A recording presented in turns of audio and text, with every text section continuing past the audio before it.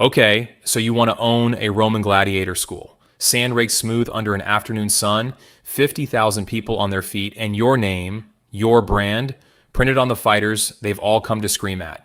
You picture blood. That's the mistake everyone makes. So let's fix it in the first 30 seconds with a single rule written into the contracts. If one of your men died in the arena, the man who hired him didn't pay you the rental price. He paid you up to 50 times it. 50 times? Read that again, because it flips the entire fantasy on its head. The blood you're picturing wasn't your product. It was your worst case liability. Every corpse dragged out through the gate of death was a piece of your capital being set on fire, and somebody had to hand you a fortune to cover it. So the whole business comes down to a question nobody expects. How do you run the most violent show on earth while doing everything in your power to make sure almost nobody actually dies? Let's buy a school and find out. By the end of this, you'll understand why the single most despised man in Roman society and one of the richest men in the empire were often the same person. You'll see the exact price list the emperors published to stop your industry from bankrupting their own officials. And you'll see why, in the end, the only lanista who ever truly won was the one who stopped being a lanista and became the state. Two numbers to hold on to before we start. The first is a wage. A common legionary of the early empire earned very roughly 1,000 sesterces for a full year of soldiering. The second is a price. Your best fighter, at his ceiling, was worth 15,000. One elite body on your books was worth over a decade of a soldier's life. Keep both numbers close. The distance between them is the whole story. Start with what you're actually buying because it isn't a building. The Romans called your operation a familia gladiatoria, a family of gladiators, and the word matters. You are not purchasing a stadium. You aren't even purchasing strictly a school. You are purchasing people, a troop of trained bodies that you own, feed, house, drill, insure against nothing, and rent out by the day. The building is almost an afterthought. The men are the machine, the inventory, and the entire risk all at once. A gladiator school with no gladiators is a courtyard with sand in it. A gladiator school full of them is the most concentrated pile of destructible capital in the Roman world. And you, the owner, have a title. You're a lanista. Write it down, then brace yourself, because Roman law had opinions about you. Legally, you were infames, stained, disgraced, stripped of the ordinary rights a citizen took for granted. In the eyes of the law, the man who ran a gladiator school sat in the same gutter as a pimp running a brothel. Same category, same contempt. You could grow richer than a senator and you still couldn't stand for office. And respectable men who paid you enormous sums did it the way you'd pay a man to clean a sewer, necessary, useful, and beneath mention at dinner. So here's your opening paradox. You've bought into a trade the whole civilization depends on for its entertainment, and the same civilization will not shake your hand. That contradiction never resolves. It just gets more expensive. Now, the capital. How do you fill a familia, and what does a body cost? You've got 3 ways to stock the school, and they run from cheap and terrible to expensive and precious. At the bottom sit the condemned. Criminals sentenced to the arena, the damnati, handed over by the state. When the emperors later fixed prices, they set the value of a condemned man delivered to a lanista at 6 gold pieces, around 600 sesterces. That's the floor of the entire business. A human being priced at roughly half a legionary's annual wage, and priced that low for a brutal reason. Nobody expected him to last.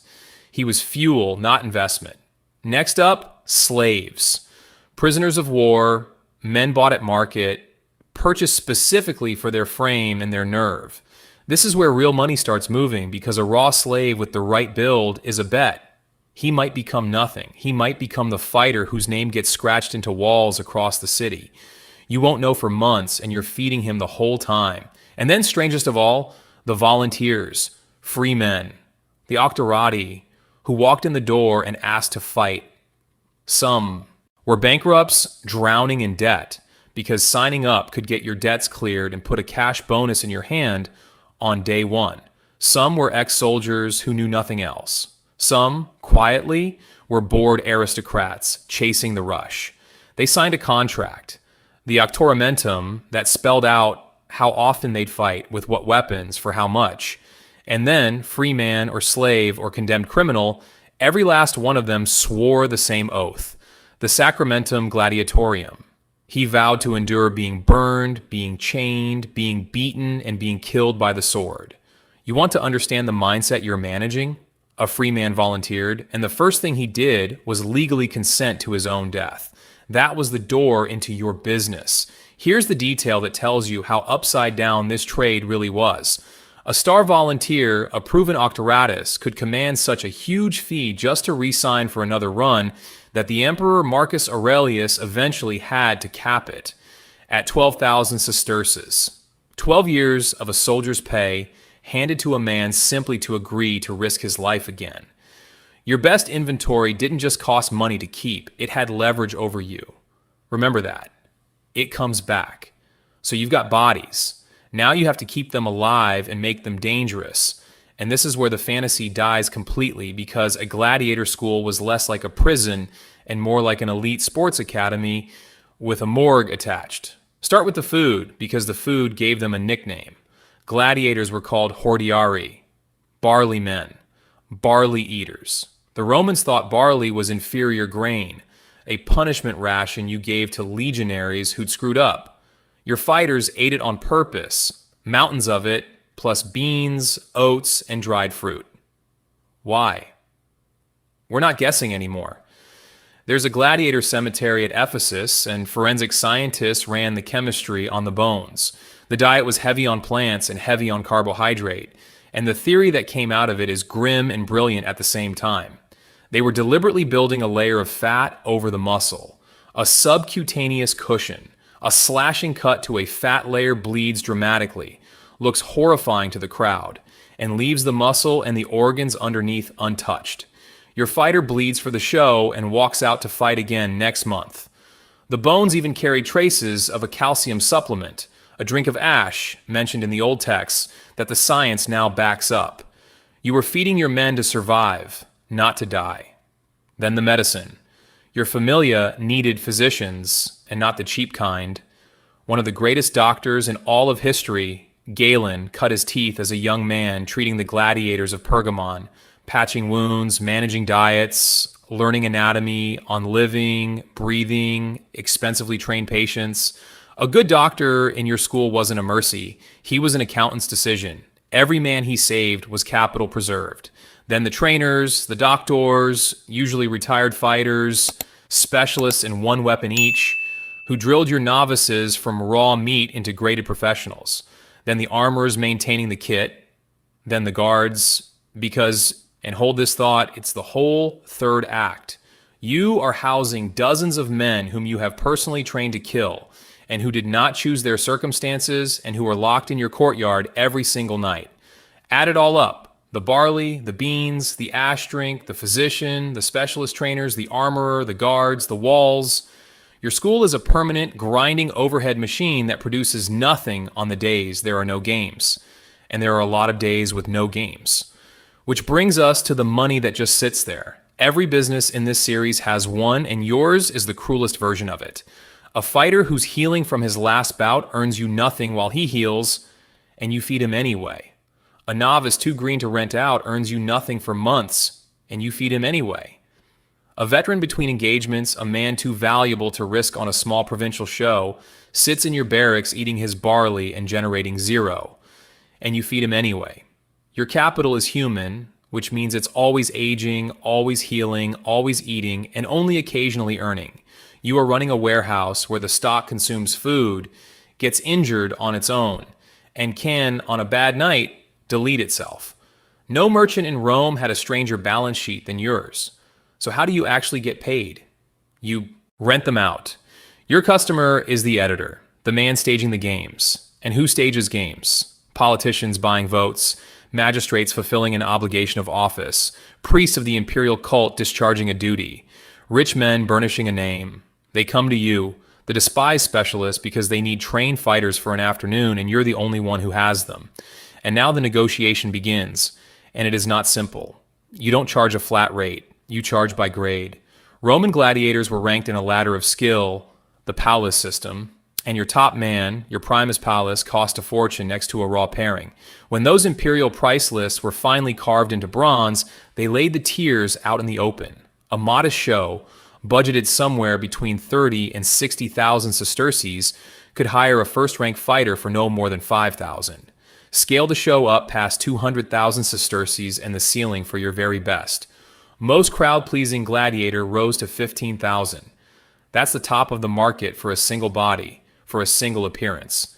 The distance between a cheap pairing and a marquee name was enormous, and every sestertius of it was yours to argue for. But the rental fee was never the real money, and it was never the real fear. The real money, and the knife under the whole contract, was the death clause. When the editor rented your man, he rented a live asset.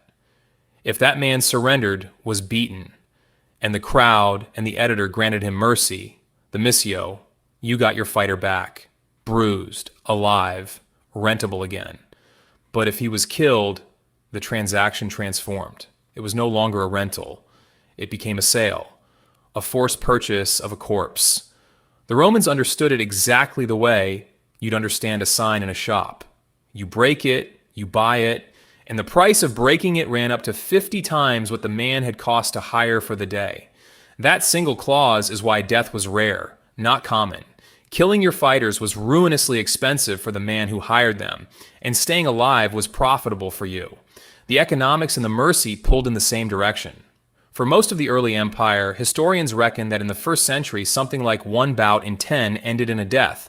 9 times out of 10, the loser lived. The arena wanted the threat of death, sold it, priced it, monetized it, and then, most afternoons, quietly declined to deliver it because delivering it cost everyone too much. There's a downstream wrinkle here that surprises people. The gladiators themselves got paid. Not the rental, that was yours, but the prize money, the palma that a victor took for winning. And Marcus Aurelius set the fighter's cut of that at somewhere between a fifth and a quarter. A slave, technically owning nothing, could stack up winnings, and over years a great fighter might buy his own freedom or win it outright. The rudis, a wooden sword handed over as the symbol of discharge, earned by surviving usually around 3 years of the arena, which means your most valuable asset was actively saving up to walk out on you. Your inventory had a retirement plan, and every victory funded it. Now let's talk about who you're dealing with, because the customer is a trap. Think about who holds power over your fortune on the day of the show. It isn't you. You've handed your capital, your trained, fed, healed, precious men, over to the editor and to the crowd. When a beaten gladiator raises a finger and begs for mercy, the decision to spare him or kill him belongs to the editor reading the mood of 50,000 strangers. Your entire investment can be erased by a thumb you don't control, in a stadium you don't own, on the whim of a politician who's trying to win a crowd's affection and might decide that a spectacular death buys him more love than your compensation costs him. You built the asset over years. Its fate is decided in a second by people who aren't you, and you can't even push back the way a normal businessman could.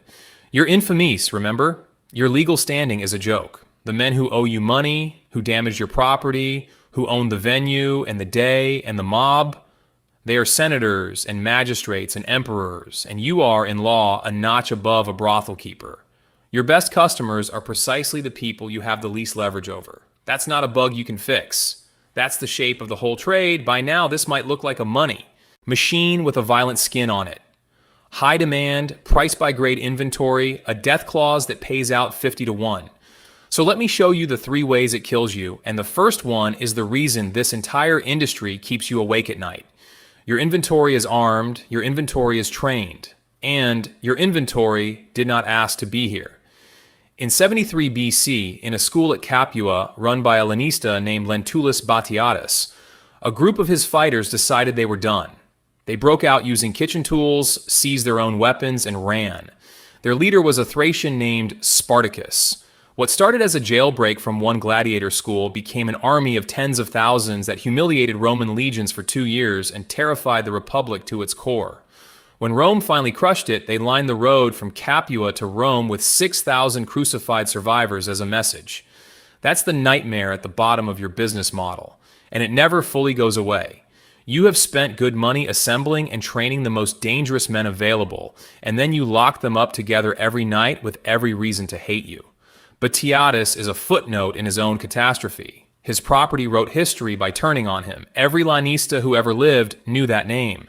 The second way it kills you is faster and needs no revolt. It's one bad afternoon. Picture a show stage, sine missione. Without mercy, fights to the death, the kind an ambitious editor might promise a crowd to make his name. Your men go out, and the compensation clause that protects you also means your capital is being converted into corpses, one pairing at a time. And the editor who cheerfully agreed to 50-to-1 payouts turns out to be a man whose credit is thinner than his ambition. Now you're chasing a politician for a fortune you're owed with the legal standing of a pimp, while your barracks stands half empty and every survivor needs weeks of a physician's care before he can earn again. A single afternoon can gut years of breeding, feeding, and training. The thing that made you rich, concentrating enormous value into a handful of irreplaceable bodies, is the thing that ruins you when those bodies fall in the same hour. The third way is the one that ends the entire industry, and it comes from the state in 3 moves. Move 1. The emperors decide your prices are a problem. Games had become an arms race. Officials across the provinces were bankrupting themselves competing to stage bigger shows, and your industry was feeding the fire. So around 177 AD, under Marcus Aurelius and his son Commodus, the Senate published a decree, carved into bronze, a copy of which survives from Spain, that did to your business what no lanista would ever do to himself. It capped the prices. It sorted gladiators into ranked tiers with fixed ceilings, tied to the total budget of the show, so that no editor could be gouged past a set line. Your pricing power, the thing you'd built your fortune on, was now published law. Move 2, buried in that same decree, is the one that reveals how big your trade actually was. To make games cheaper, the emperors abolished a tax the treasury had been skimming off the gladiator business. And the sources tell us that tax had been bringing the imperial treasury somewhere between 60 and 120 million sesterces a year. Sit with that. The tax alone on your despised, unmentionable, brothel-adjacent trade was worth up to 120 million sesterces annually to the Roman state. You were beneath contempt, and you were a national industry, both at once. Always both at once. Move 3 is the quiet killer. The state became your competitor, and then your replacement. The emperors built and ran their own gladiator schools. The great imperial ludi in Rome, the Ludus Magnus chief among them, connected to the Colosseum by its own tunnel, capable of housing hundreds of fighters, run by an imperial officer. When the emperor is the biggest lanista in the world, the private operator's ceiling is very low, and the emperor staged shows at a scale no private man could dream of. Trajan, celebrating his Dacian wars, put on games running around 123 days with something like 10,000 gladiators involved. That's not a business you compete with. That's a state monopoly on the imagination of a continent. And then, in the end, the whole asset class simply ceased to exist. As Christianity rose, the appetite for the games curdled into disgust. The emperors began restricting them, then abandoning them, and by the early 5th century, the gladiatorial combats were finished. Everything you owned, the trained men, the specialist knowledge, the brand, the barracks, became worth nothing. Not because you'd failed, but because the civilization that created the demand changed its mind about what it wanted to watch. Your entire industry evaporated on a moral shift you couldn't have priced. So, could you actually get rich owning one of these? Let's run the years, and let me be honest about what's a solid figure and what's a careful reconstruction, because the ancient books don't hand us a lanista's ledger. What follows is a model built on the documented anchors, the price ceilings, the death clause, the wages, not a spreadsheet dug out of Pompeii. A good year looks like this. Your familia is in demand. A wealthy editor stages a big show and rents your marquee names near the top of the legal scale. Several fighters at 8 to 12,000 sesterces a head for the day, a spread of mid-graded men beneath them, all of it negotiated up because your school has a reputation and reputations sell tickets. The bouts go well. Your men win or lose and are spared. Almost everyone comes home. You collect fat rental fees, a share of some prize money flows through, and crucially, you've barely lost any capital. The bodies that walked out are the bodies that walk back in, ready to earn again next season. In a year like that, a well-run school in a games-hungry town clears a genuine fortune, the kind of money that makes a socially disgraced man wealthier than the respectable citizens who won't be seen with him. That's the run every lanista dreams of. A normal year is thinner, games are seasonal and political, the demand isn't steady. Half your school sits eating barley between engagements. A couple of men are healing. You take the rentals you can get, you cover the overhead, you clear a real but unspectacular profit. The profit of a man running a warehouse of expensive, hungry stock that only earns on certain afternoons. And a bad year is a bloodbath in the literal and the financial sense. An editor who wanted a death show or a crowd in a cruel mood or a run of losing bouts, and suddenly your best fighters are corpses. Yes, the 50-to-1 clause pays out, if you can collect it from men whose legal standing towers over yours. But no compensation replaces the fighter who took 4 years to make. Your barracks is thinned, your reputation dinged, your survivors laid up under a physician you're still paying. Or worse, a breakout, a fire in the timber barracks, a plague running through men housed shoulder to shoulder. One bad year in this trade doesn't shave your margin. It can end you because your entire net worth was walking around on 2 legs, and legs can be cut out from under you. So who actually got rich? Not, it turns out, the man who owned the finest single fighter. The ones who prospered were the ones who stopped thinking like showmen and started thinking like suppliers. The lanista who ran a large, reliable familia and rented steadily to many editores across many towns, spreading his risk across dozens of bodies and dozens of shows so that no single afternoon could sink him. The man who diversified his fighters across grades and weapon types so he could serve a cheap provincial show and a lavish capital spectacle alike. The operator who fed and doctored his men so well that they survived and kept earning for years, because a live veteran rented 100 times is worth more than a dead legend rented once. And above all of them, quietly, sat the emperor.